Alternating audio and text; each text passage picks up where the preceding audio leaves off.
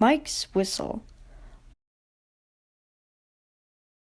One morning when he arrived, Duck's whistle was out of order. They had worked late the night before, and his driver and fireman had used it to boil eggs for their supper. But something had gone wrong, and next morning, when he wanted to whistle, Duck found he can only make burpling noises. He was upset about it. "Never mind," said his driver. "It must be a bit of that egg which broke. We'll clean it up presently when we got time. Meanwhile, no one will mind." But Mike made rude remarks about it.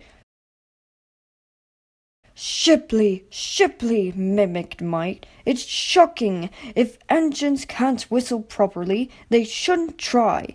"Then why do you?" asked Bert. "Why do I what?" "Try to whistle, of course." "Shut up! You're jealous!" Mike was proud of his shrill whistle. "Mine's better than yours anyway." "Listen, Mike," said Rex. "If I had a whistle like yours, do you know what I'd do?" He paused impressively. "I'd lose it." "The idea!" spluttered Mike. "Whistles are important. Let me tell you, engines without whistles aren't proper engines at all." Mike went redder than ever with fury. His steam pressure went up suddenly, and his safety valves blew off. Whoosh! "Hello," said his driver. "As you're ready first, you'd better take the passenger." "What? And leave my goods?" "Yes, Bert can do that. We can't have you blowing off in here. Come on." Mike backed down on the coaches, whooshing angrily.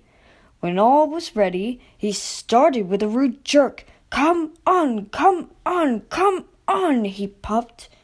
"What's bitten him?" wondered his driver. "He doesn't like coaches, but he's never been as bad as this." Mike whistled loudly at the least excuse. They're jealous, he muttered as he bucketed along. I'll show him. "He's in a flaming temper about something," remarked his driver. He was relieved when they reached the end station safely. He looked Mike all over, but saw nothing wrong.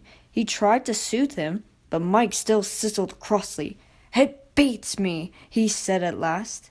Then, soon after, they started back. He heard a thin, persistent tinkle.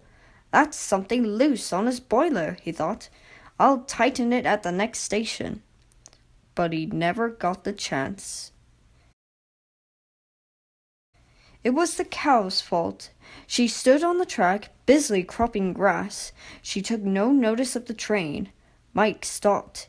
He wasn't frightened. He had met her before. She only made him cross. He came slowly forward, whooshing steam from his cylinders. "Shoo! Shoo! Shoo!"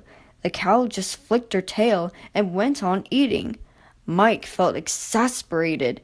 He tried whistling, and he wanted to say, "Get out of my way, you stupid animal!"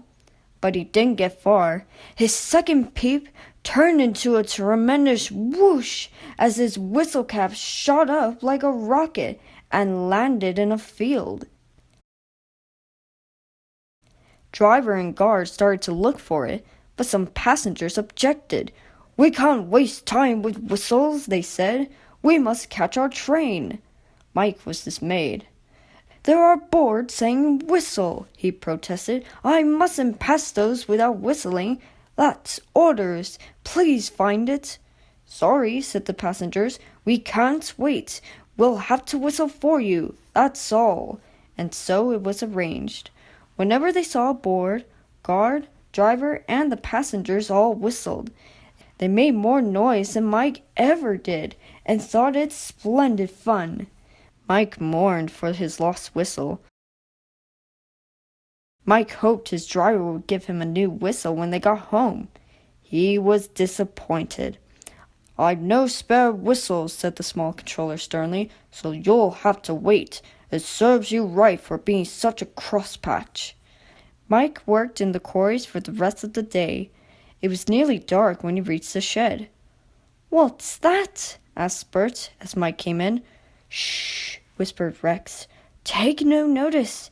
It's an improper engine." "Why improper? He looks all right to me." "It's got no whistle." "Oh dear," said Bert. "How shocking. We don't approve of his sort, do we?"